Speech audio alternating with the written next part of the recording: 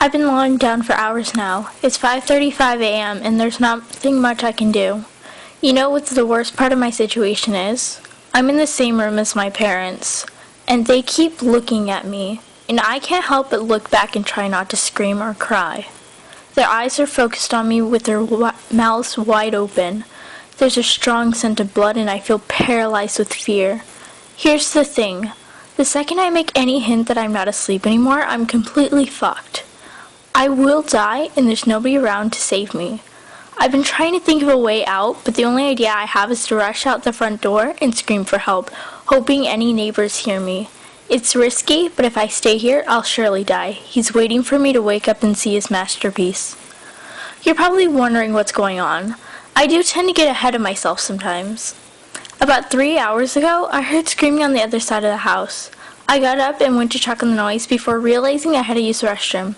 Instead of doing the smart thing and investigating, I used the bathroom. There was blood on the carpet. I got very worried and ran back to my room, hiding under my sheets like the coward I was.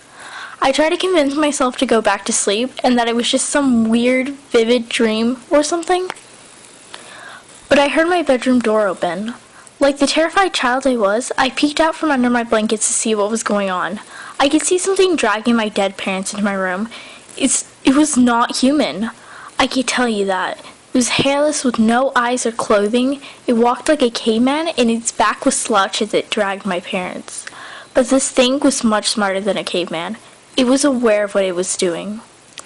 It propped my dad up on the edge of my bed and made it face me.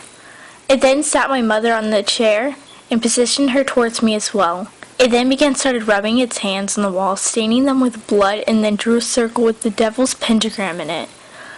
This thing had made what it would probably call a masterpiece. To finish it off, it scribbled a message on the walls that I could not read in the darkness. It then positioned itself under my bed, waiting to strike. The scariest thing now is that my eyes have adjusted to the darkness since then, and I can read the message on the wall. I don't want to look at it, because it's terrifying to think about it, but I feel that I need to see it before I'm killed. I peeked at the creature's masterpiece. I know you're awake.